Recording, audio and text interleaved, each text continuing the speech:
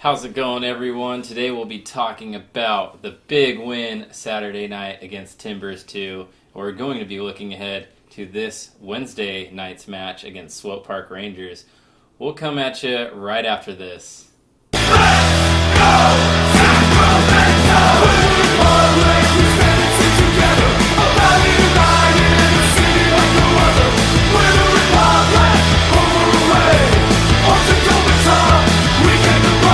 How's it going, everyone? Thanks for joining us today at Old Glory Red Report, a supporters channel by the supporters, for the supporters. As always, Casey J with me. What's up, everybody? Mark Anthony. I know you guys remember us. If this is your first time here, thanks for joining us. So we'll jump into it. We'll talk about the Timbers 2 match that just ended on Saturday. It was a home game. And we have a quick turnaround as this Wednesday night at Papa Murphy's Park, Republic FC hosts Swope Park Rangers. So, Timbers game, your first initial thoughts, impressions from what you saw from the big 1-0 win on Saturday night. I really like the lineup coming out. When I first saw it, I thought this is going to be a very good lineup. So I like the lineup. I like the defense. Our back line did really well. Clementa, Horde both did really well. Gomez had another stellar game. He's been good all season. Those are my two real highlights. My one negative takeaway from this is still a little sloppy in possession and still not finishing chances that are clean cut right there in front of them.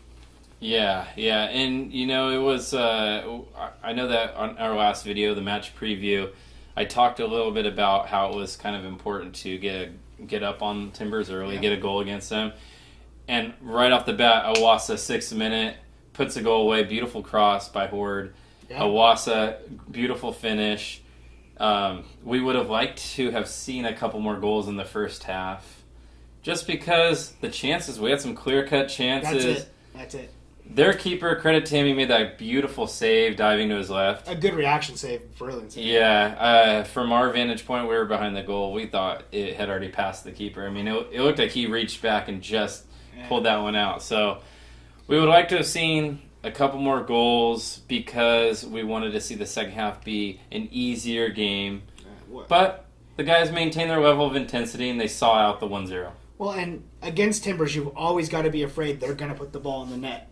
They're a team that we talked about, I know you talked about it in the pregame, is they're a team that does score. I think you said it could even get 2 or 3 goals in this game for each team. And that's kind of what I was fearing. And with these missed chances going by in the second half, I think Bijev had a couple of good ones. Alaman had a couple of opportunities that he didn't take. These are opportunities to kind of put those nerves at ease that we didn't get. And so that made the game nervy throughout the rest of it. But the 1-0 victory is a great 3 points against Timbers, a team that probably was our hardest challenge going into the rest of the season. Should secure us some home games in the playoffs. Yeah, and we talked about it before. Timbers 2 had not been shut out since June 30th. I think it was a ridiculous 11 or 12 matches where they had scored at least a goal. So, yes, we would have liked to score, but huge positive that our defenders and Cohen did not allow a goal to a very potent offense. Well, and when you're missing chances up front, you need the defense to stay clean to allow that one chance to be the one that wins it. So it definitely stayed clean.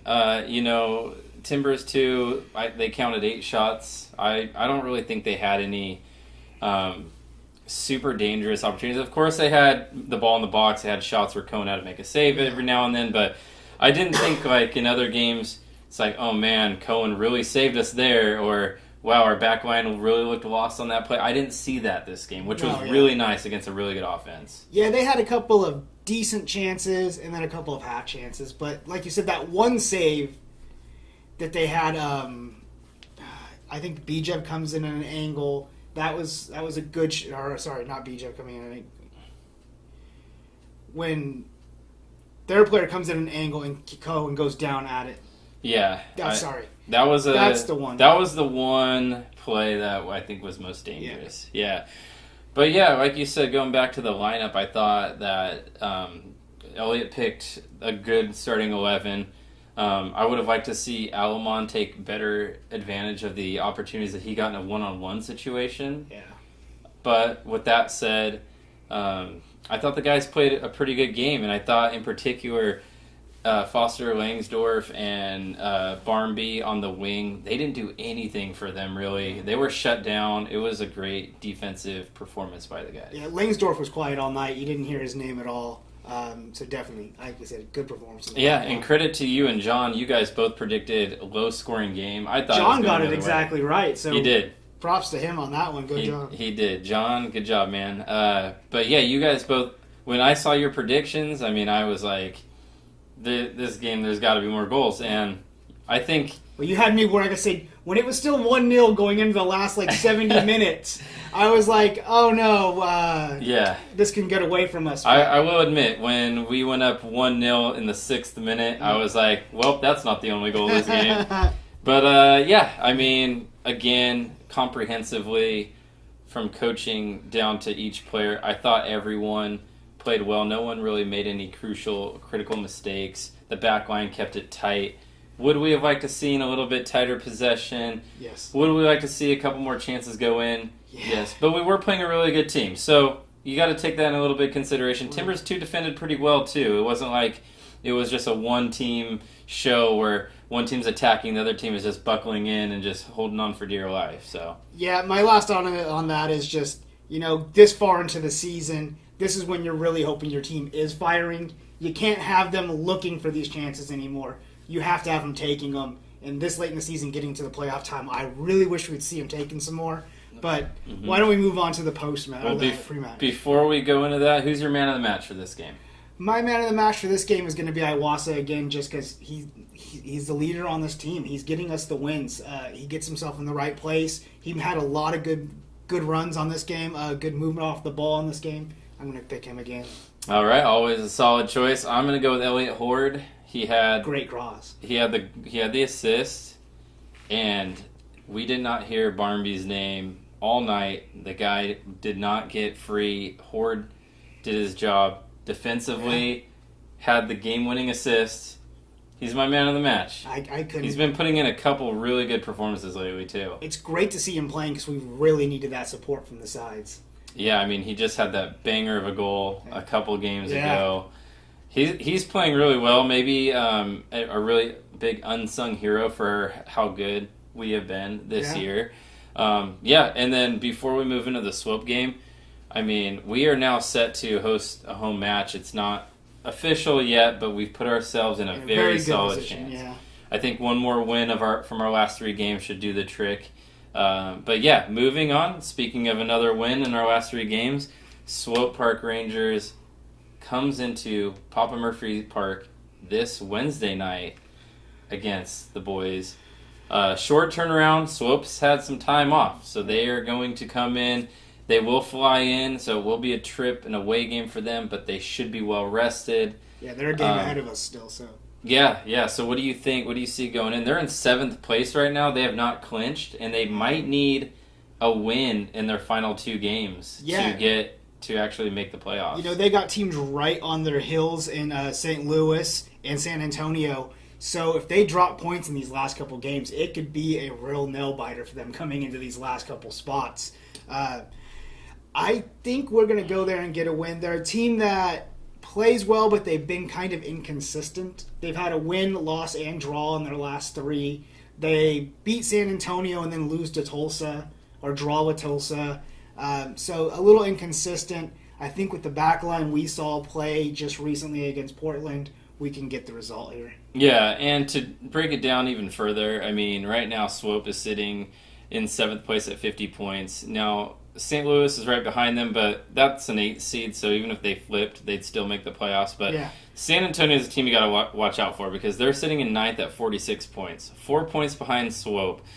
2 games left for both teams. So if Swope, they can potentially lose both games and still make it. They could potentially tie a game. They can draw both games and tie still. Yes, exactly. But when you look at it, they probably won't want to tie on points because goal differential might not go their way against San Antonio, assuming that San Antonio wins at least one of their last 2 games.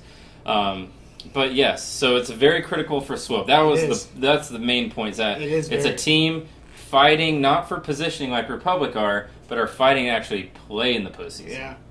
So with that being said, do you fear them a little more than if it was a different, like another game in July? Or no, their inconsistency, like I said, with not getting a solid string of wins together, hasn't done it. Their away record is not as boasting as they would like it to be. They've not had the greatest away form this season, which doesn't do well for them. They have a couple of good players in Barry and Belmar, but they don't really have the goals spread around like you see a lot of other things. Barry, I think, is holding 16 of their goals. But they are a team that holds a really good possession record. I think they've got the best possession in all the league. So that's going to be something we're going to have to look out for. And they do play well in the wings, having Barry and Belmar. You know, they are an interesting team because there's some stats that kind of remind me of Portland, actually, the team that we just played. So they haven't been shut out in 8 games now. They have scored a goal in every game since August 11. Very similar to what Portland had been doing coming into the game, scoring goals, things like that. Even though, like you mentioned, Swope has had some games where they've drawn or lost against teams that they probably should have beaten. Yeah. But they're still scoring goals. So yeah.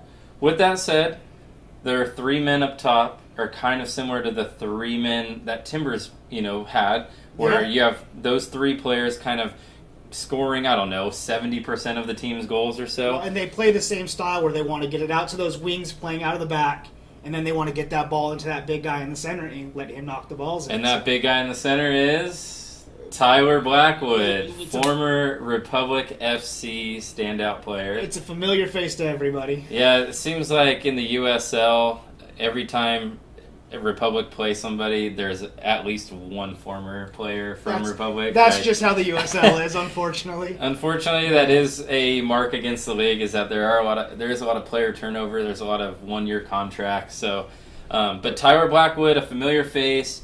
Republic fans will know him well. He was a winger, sometimes striker for 4S in the past. We saw him used as a winger, I think. Most of the time. I think that's where he's better, in my opinion. Yeah. But Swope plays him as a straight-up striker. Swope plays him in the middle. Right? Yeah. He's got, 6 goals in the season so far for him and 3 assists. Yeah. So he's not tallying too bad. For me, though, 6 goals and even the center striker the whole year is not very great. No, especially for a team that does score goals. Yeah, he didn't put a lot in for us either. He did have the occasional goal here or there, but he was not enough. And that's kind of my point, is that I think he's a better winger because I like him one-on-one creating. But in the center, I don't think he's a very good hold-up player. He doesn't possess a lot of strength, and he doesn't have the quality of winning balls in the air like Owasa, right? Yeah. Like somebody who... Owasa's not the tallest guy, but he's very strong. He's very sturdy. He's got a low center of gravity. You hardly ever see him get knocked off the ball. Yeah, and they play that 4-1-4-1 formation a lot, and the coach really does love that formation. And when you're that lone one striker, you've really got to hold that ball up when it comes to you. That's just a crucial part of that. Yeah, and, Swope is a team that gives up a lot of goals. They have 49 goals against this year, which is the worst defensive record of any team in playoff contention. I think they give up a goal and a half a game or something. Yeah, they actually have a negative goal differential, which is kind of odd to see at this point in the season for a playoff caliber team. So, what do you think the score will be? What's your prediction on that? I was originally thinking 2-1. I kind of walked back on it and went 2-0. I think we'll get the win 2-0. Our back line impressed me last game, and before the OKC game, they were impressive the couple games before that too. So if we see that same lineup, back lineup that we saw at the weekend, I think it's 2-0. 2-0. All right. So I actually think that the boys will win at home, but I was going to say 2-0, so you caught me off guard there a little bit. You could go 2-0 too. If that's what you truly believe. For the record, if I'm not right, I also predict 2-0. This is the second guess. I'm actually going to say that Republic are a little bit more clinical Wednesday night. They put 3 past the opposing keeper. I think it'll be 3-1. Huh? And hopefully... I was leaning towards 2-1, so I could see that. Hopefully I will get this one right, because John got last one right, and you were second best. And I was the bronze medal out of 3, which is never good. No. So, what do you guys think? Who do you think will be the man of the match? Who do you think will score some goals or a goal? What's your predictions, guys? We want to hear from you. Again, the season's coming down. We have 2 home matches left, 3 matches overall, and then it looks like we're going to get a home playoff game. So I'm pretty stoked that we're going to have a home playoff match That's this going to year. be great. The last time we had a home playoff match, I wasn't able to attend, but this time I will for sure be there. So let us know your thoughts. Of course, hit that subscribe, bang that bell if you haven't yet so you don't miss any content for Republic FC. Again, Casey, Mark, I guess we'll see you guys Wednesday night and next time.